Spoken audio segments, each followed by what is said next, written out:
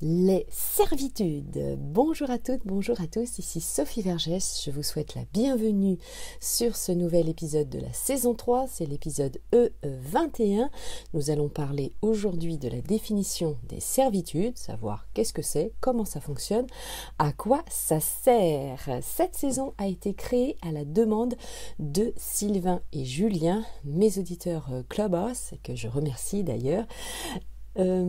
Et donc, c'est une saison tout à fait modeste d'initiation au cours de droit immobilier. Cela aide également si vous êtes étudiant en BTS profession immobilière pour réviser. Ça vous sert de fiche de révision, donc profitez-en, partagez, abonnez-vous. Écoutez et réécoutez les épisodes et évidemment vous pouvez m'envoyer des commentaires, des messages sur les différents réseaux sociaux pour savoir quel épisode vous souhaiteriez que j'aborde évidemment dans cette saison ou dans les autres saisons, puisque vous savez que je vous ai créé déjà plusieurs centaines d'épisodes pour les actualités juridiques et bâtimentaires en immobilier et vous aider aussi à la reconversion professionnelle en immobilier. Allez, j'arrête pour le préambule et nous commençons directement le sujet. Alors, lors de votre acquisition ou de votre investissement en immobilier, vous allez peut-être ou pas, c'est tout l'objet évidemment aussi de cet épisode, c'est de vous sensibiliser aux servitudes. Alors il y a différentes sortes évidemment de servitudes, nous allons les voir dans cet épisode, puisque vous l'avez compris, c'est l'objet. La servitude que vous connaissez le mieux, par exemple, ça va être une servitude de passage. Si vous êtes un terrain en deuxième position ou une maison dans un fond, de loin, par exemple, loin de la rue, vous êtes avec un petit passage et c'est ce que l'on appelle une servitude de passage. Alors, au terme du Code civil, une servitude est une contrainte imposée sur un bien immobilier pour l'usage et l'utilité de ce bien appartenant à un autre propriétaire, c'est l'article notamment, je vais vous le citer, 637 du CC, du Code civil. Une servitude est une charge imposée sur un héritage pour l'usage et l'utilité d'un héritage appartenant à un autre propriétaire. Voilà, donc ça, c'est la base. Bien sûr, vous pouvez retrouver des informations complémentaires sur Légifrance, Legifran, le site du gouvernement où vous avez évidemment gratuitement accès à tous les codes que vous pouvez télécharger, dont le code civil bien sûr. Ces informations sont issues donc de l'article de capital.fr sur leur site internet sur justement les servitudes, la définition et le fonctionnement et sur Légifrance, le site du gouvernement. J'ai trouvé cet article intéressant, je vous le partage, mais vous avez d'autres informations dans l'article et là l'objet ici, vous le savez, c'est de vous résumer les informations les plus pertinentes pour vous aider justement à investir mieux et plus rapidement, avoir certaines informations en tête à votre portée. Alors, par contrainte donc d'une servitude, on entend un droit qui se grève sur un terrain dont il est question. Ça va être la terminologie que va utiliser le notaire et donc vous allez retrouver cette terminologie également sur votre compromis, promesse de vente et sur évidemment votre acte authentique lorsque vous aurez le transfert de la propriété. Donc voilà, on dit qu'une servitude grève un fonds dominant ou fonds servant, c'est ce qu'on va voir justement. Donc cette charge qui est imposée au propriétaire d'un bien immobilier, c'est ce qu'on appelle le fonds servant au bénéfice du propriétaire de l'autre bien immobilier qui est le fonds dominant. Et donc il n'y a pas de hiérarchie bien sûr entre les deux propriétés. Alors voyons ensemble maintenant les différentes catégories de servitude. Donc vous avez notamment trois catégories. Alors tout d'abord les servitudes dites conventionnelles résultant d'un accord entre les deux parties, les deux propriétaires. Conventionnel, c'est un accord.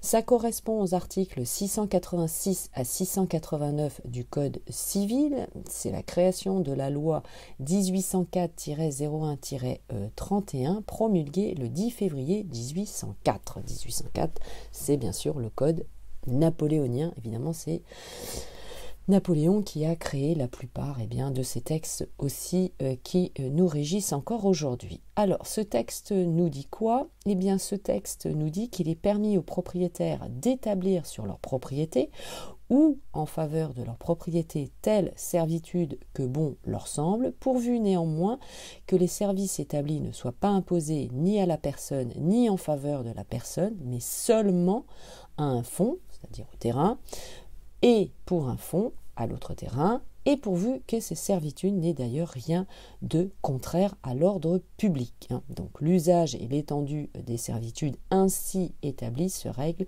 par le titre qui les constitue et à défaut de titre par différentes règles. D'accord ?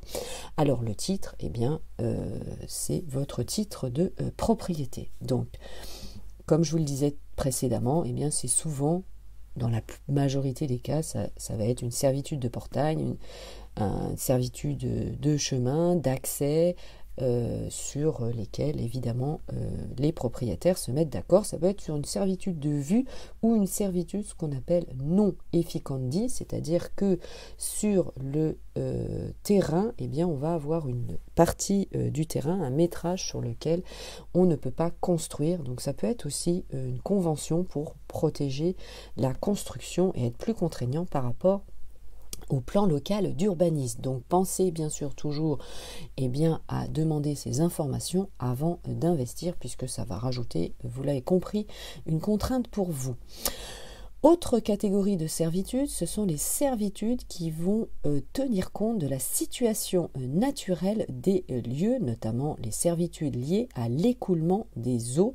C'est l'article 640 à 648 du Code civil, donc les articles même, puisque vous en avez plusieurs, parce que vous allez avoir par exemple pour l'écoulement des eaux, et donc évidemment il y a cette servitude. Troisième et dernière catégorie, ce sont les servitudes imposées par la loi. Ce sont les articles 649 à 685 du Code civil.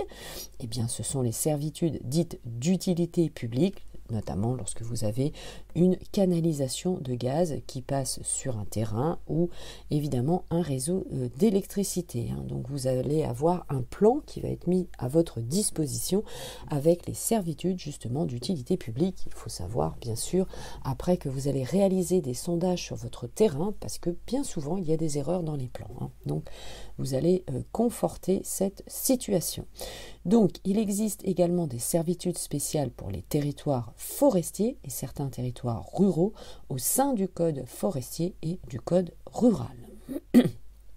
Ensuite, quelles sont, il y a plusieurs formes de servitude. Alors vous pouvez avoir ce qu'on appelle notamment des servitudes occultes, c'est-à-dire que vous n'allez pas la constater de manière visuelle ou apparente, notamment lorsqu'elle est signalée par un panneau. C'est l'article 689 du Code civil. Deuxième forme de servitude, c'est ce qu'on appelle les servitudes actives ou passives. Ça va dépendre de la nature du fonds, si le fonds est servant ou dominant, c'est ce que je vous ai expliqué précédemment. Pardon. Alors, notons évidemment que cette notion n'est applicable qu'en droit privé et non pas pour les servitudes d'utilité publique. Troisième forme de servitude, c'est la servitude est continue ou discontinue, tout simplement. Elle est continue lorsqu'elle est liée évidemment à l'écoulement de l'eau et discontinue quand elle est liée à l'action humaine comme un passage sur un chemin. C'est l'article 688 du Code civil. Alors ensuite, nous allons voir comment sont constituées les servitudes. Alors les servitudes d'utilité publique notamment sont prescrites par la loi ou par des textes réglementaires qui déterminent évidemment l'endroit où elles doivent être créées.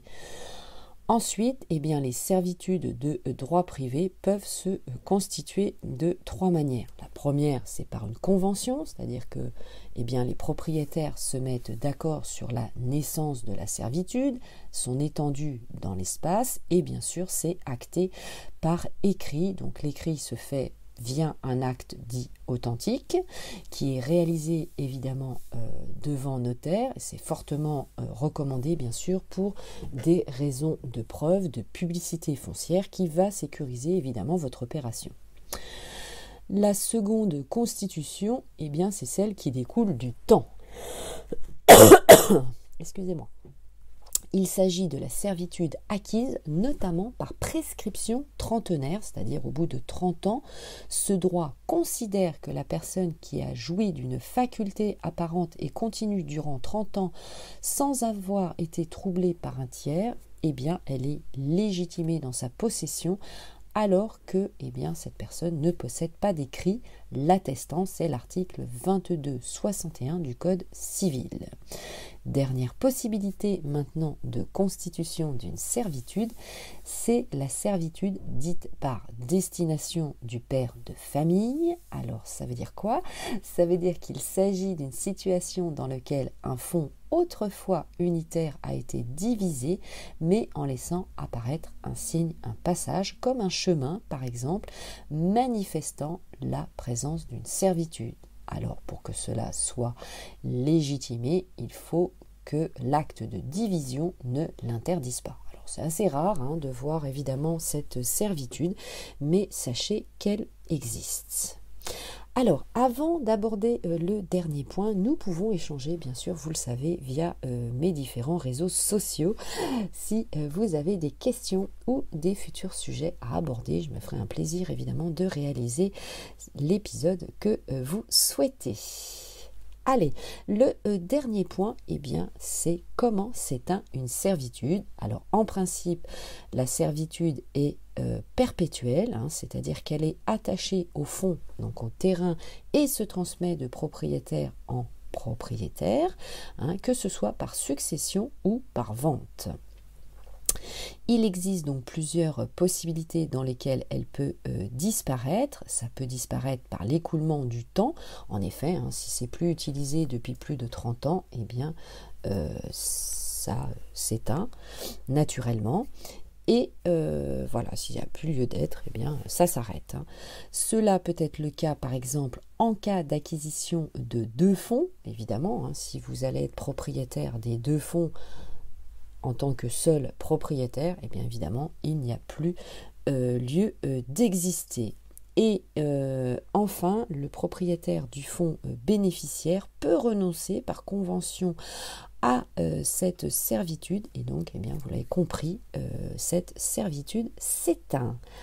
Allez, vous savez tout maintenant sur les servitudes. Pensez évidemment à vous en assurer lors de votre prochain investissement ou pas. Il n'y en a peut-être pas, mais c'est toujours bon de les connaître. Vous les avez bien sûr dans l'acte de propriété du propriétaire vendeur. Donc n'hésitez pas à lui demander la photocopie ou la photo recto verso des feuilles concernant évidemment toutes, vous l'avez compris, l'énoncé de ces servitudes, et puis de voir si ces servitudes sont à jour aussi ou pas. Sinon, il faut remodifier ce qu'il est nécessaire de faire via votre conseil par votre notaire.